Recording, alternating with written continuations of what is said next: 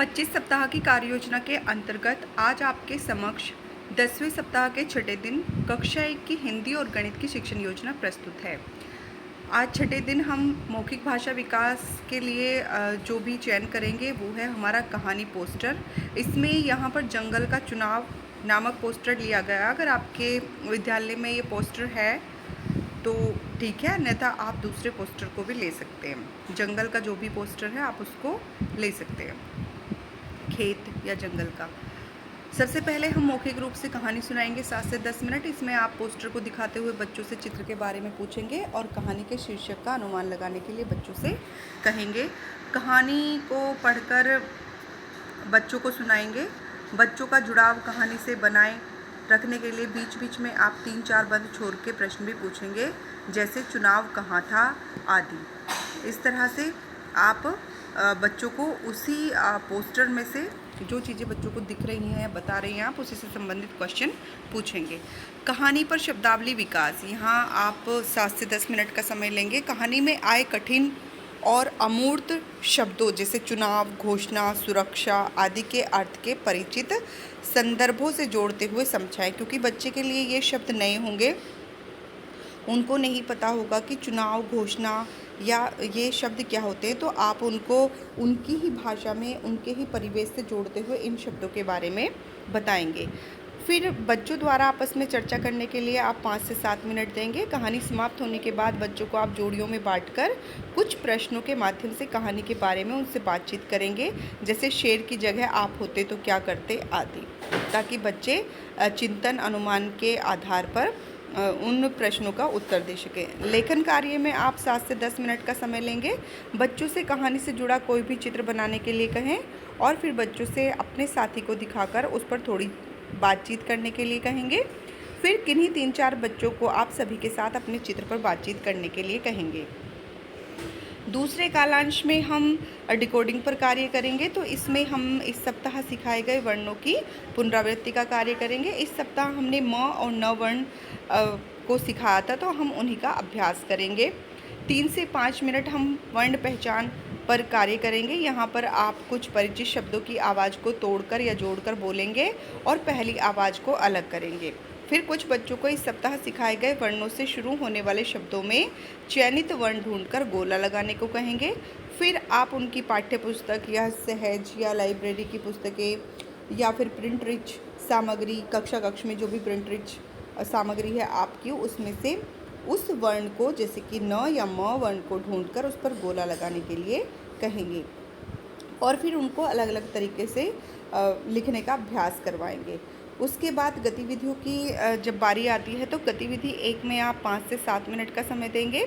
आप बोर्ड पर क और र वर्ण के साथ साथ कुछ अन्य वर्ण लिखेंगे और फिर बच्चों को बुलाकर उन्हें क और र वर्ण पहचानने को कहेंगे। उसके बाद गतिविधि 2 में हम 7 से 10 मिनट का समय लेंगे। यहाँ पर आप बड़े आकार में बोर्ड पर म, न और र वर्ण लिखेंगे और बच्चों को अपनी नोटबुक में लिखने को कहेंगे। इसके साथ ही आप अब तक सिखाए गए वर्णों को भी बच्चों को नोटबुक में लिखने के लिए कहेंगे। गतिविधि 3 में हम 5 से 7 मिनट का समय लेंगे। यहाँ पर आप बोर्ड पर न और क वर्ण के साथ साथ कुछ अन्य वर्ण लिखें। फिर कुछ बच्चों को बुलाकर उन्हें न और क वर्ण पहचानने के लिए कहें। गतिविधि 4 में 5 से 7 मिनट का समय लेते हुए आप यहाँ पर अब तक सिखाए गए कुछ वर्णों को बोलें और बच्चों को उन्हें सुनकर लिखने के लिए कहें।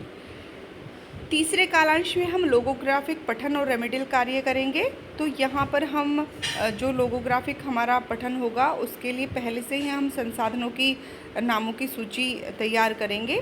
लोगोग्राफिक पठन में हम कक्षा के जो भी कक्ष में हमारे संसाधन होंगे उनके नाम, जैसे कुर्सी को चार्ट पेपर पर लिखकर कुर्सी पर चिपका देंगे और 2-3 बार पढ़ने का अभ्यास बच्चों को करवाएंगे। इसी तरह अन्य संसाधनों के नाम भी लिखकर चिपका देंगे, जैसे कि मेज, ब्लैक बोर्ड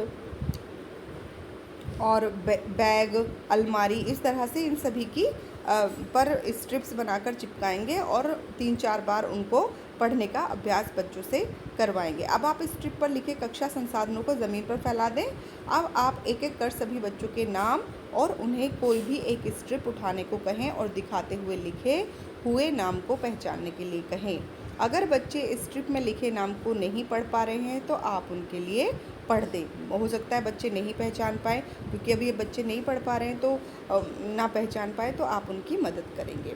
उसके बाद 15 से 20 मिनट पिछले 9 सप्ताहों का जो भी हमने कार्य बच्चों को कराया था उसी के आधार पर देखते हुए आप बच्चों को रेमेडियल कार्य कराएंगे। आज के दिवस में की गई सभी गतिविधियों पर चिंतन करें और आज कौन सी गतिविधियों में बच्चों ने सबसे अधिक प्रतिभाग किया और किस गतिविधि के लिए और बेहतर योजना बनाने की आवश्यकता है, इस बात का ध्यान में रखते हुए आप अपनी शिक्षण प्रक्रिया की समीक्षा करेंगे। अब बात करते हैं हम गणित की। तो आज छठा दिन है। छठे दिन हमारा रेमेडियल शिक्षण योजना का कार्य होता है। इसमें हम सभी बच्चों के साथ काम करेंगे।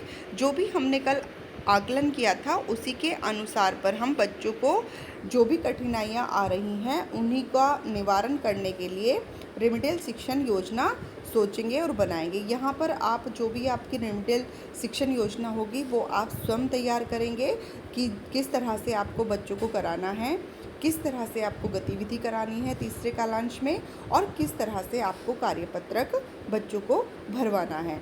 तो समूह ए और बी दोनों के बच्चे आपके पास हैं, तो उन्हीं के अनुसार आप समूह एक को साप्ताहिक पुनरावृत्ति कार्यपत्रक और समूह बी को आप रेमेडियल कार्यपत्रक देंगे। इसी तरह से आप दोनों के कार्यपत्रक स्वयं बनाएंगे और तीसरे कालांश में आप खोजे और जाने वाली जो भी गतिविधि थी, जो भी कार्य आपने कराया था उसको दोबारा से सभी बच्चों के साथ करेंगे। तो यहाँ पर हमारी ये हिंदी और गणित की 10वें सप्ताह के छठे दिन की शिक्षण योजनाएं पूर्ण होती हैं।